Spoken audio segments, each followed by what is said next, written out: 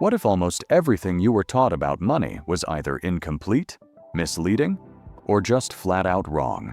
Not wrong in an obvious way. Not wrong in a way that's easy to spot and correct.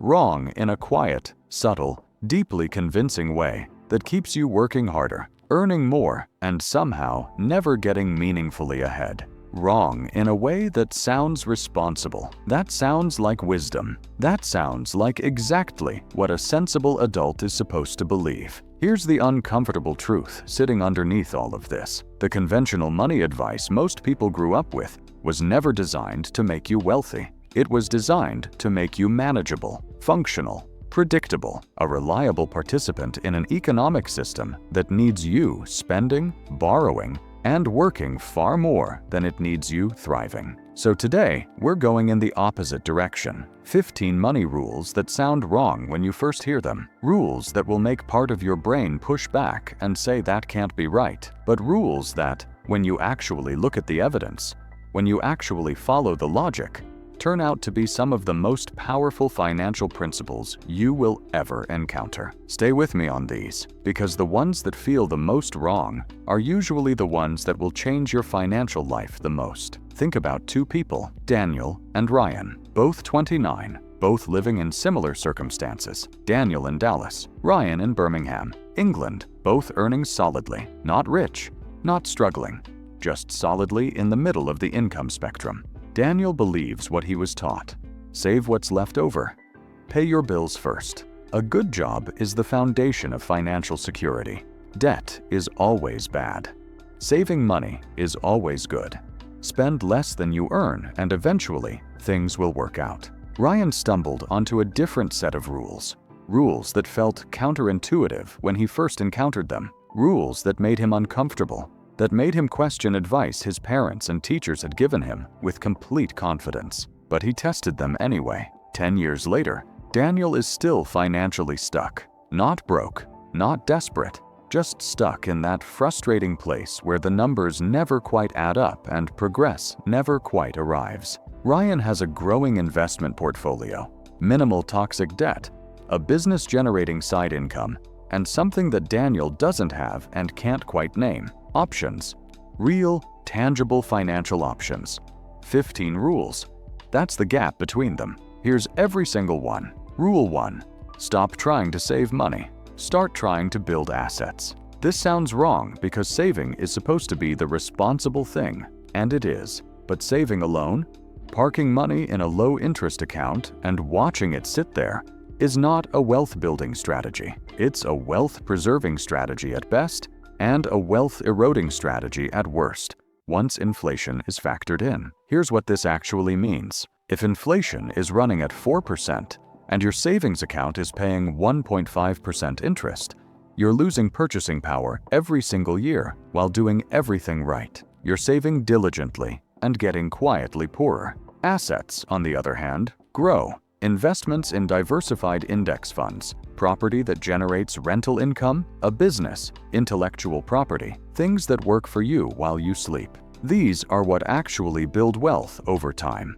Saving is the foundation, but assets are the structure you need to build on top of it. Confusing the foundation for the building is one of the most common and costly mistakes in personal finance. Rule 2. Spending money to make money is not reckless. Refusing to is. Every instinct around frugality says spend less, always spend less. But there are categories of spending that generate returns far exceeding their cost, and refusing to invest in them because spending feels wrong is one of the quietest ways people limit their own financial potential. A course that increases your earning power, a mentor who shortens your learning curve by years, a tool that multiplies your productive output, a professional connection made over an expensive dinner. These are not expenses in any meaningful sense. They are investments with returns that dwarf almost anything the stock market will ever give you. Nobody tells you this, but the most financially successful people in the world are not the most aggressively frugal. They are the most strategically invested in themselves and their capacity to generate value. Rule 3.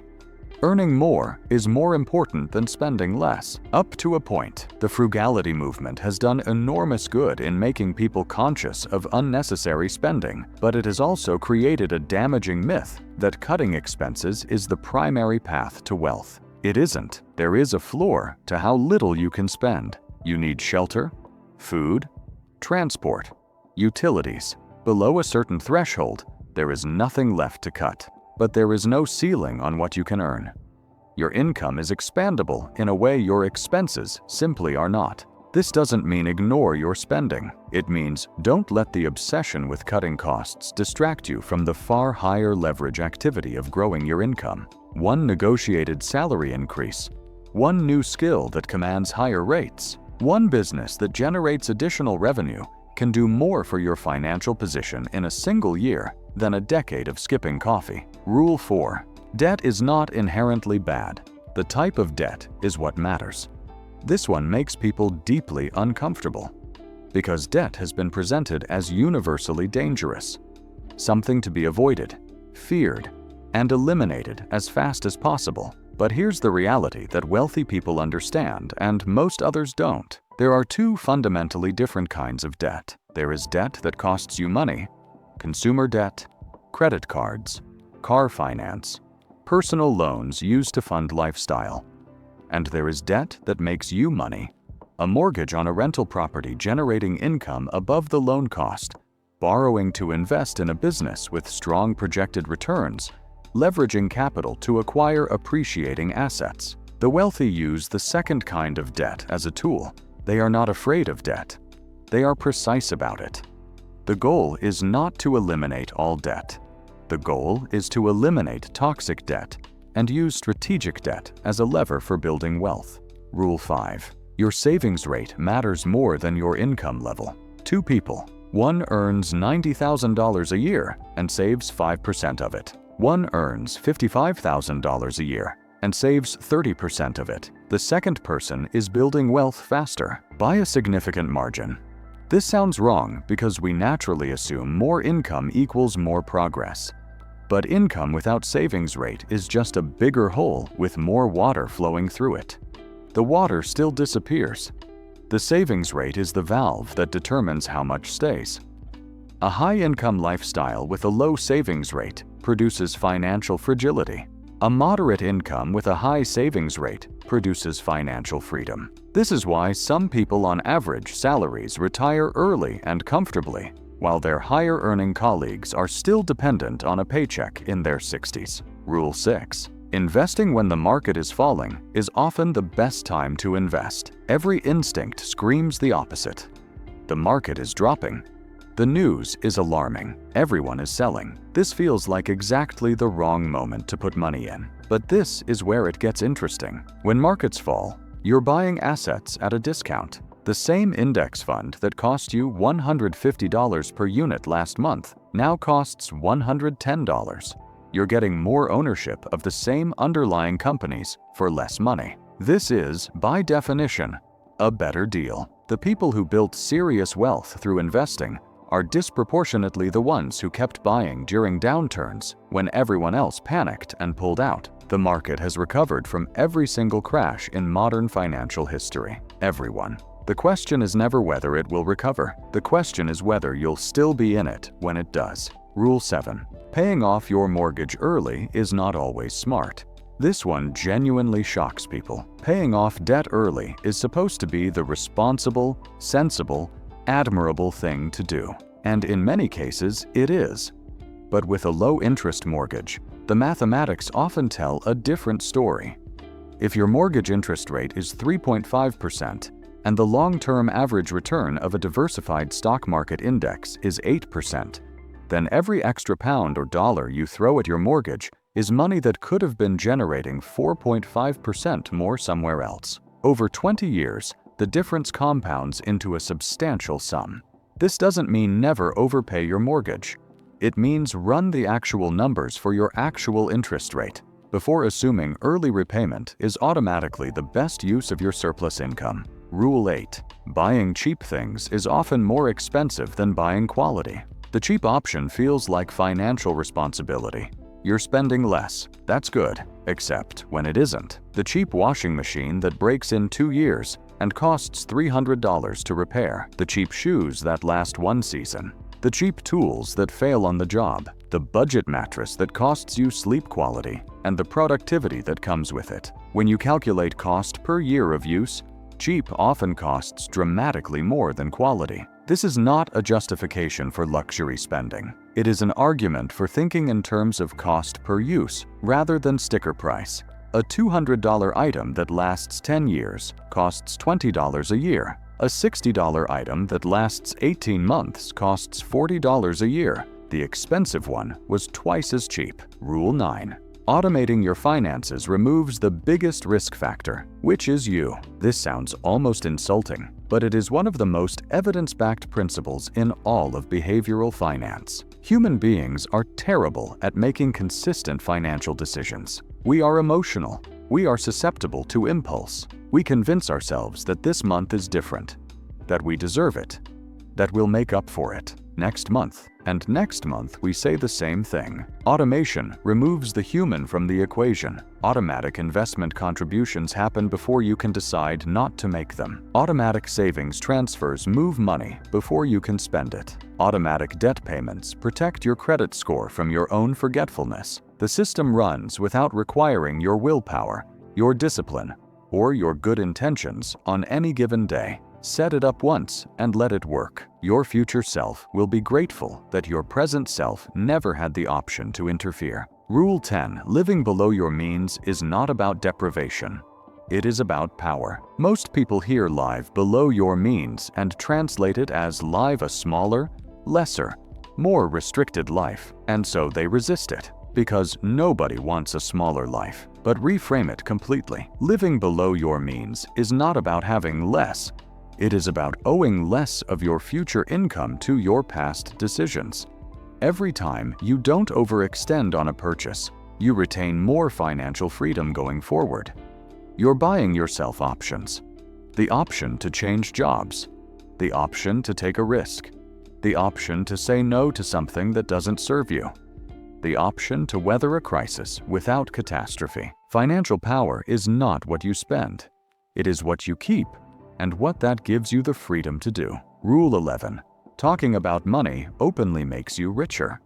In most cultures, discussing money is considered rude, private, uncomfortable, something you simply don't do. And this cultural silence has a direct, measurable financial cost. When people don't discuss salaries, they accept less than their colleagues for the same work.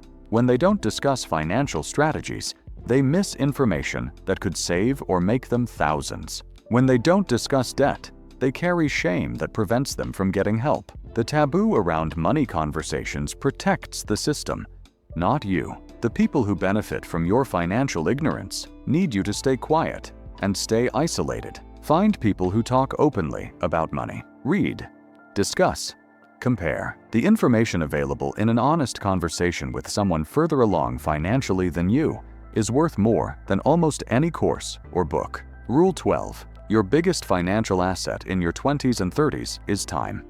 And most people spend it. Not money, time. The ability to let compound interest do its work over a long horizon is worth more than any investment strategy, any market knowledge, any financial sophistication. But time is finite, and it moves in only one direction. Every year, you delay investing. You're spending the asset that cannot be replaced. Every decade of delay cuts your retirement wealth roughly in half compared to what it would have been. This is not a minor consideration. This is the central mathematical reality of personal finance. And most people casually waste it, waiting for a better moment that never quite arrives. Rule 13. Financial freedom is a system, not an income level. People believe that wealth arrives at a specific salary.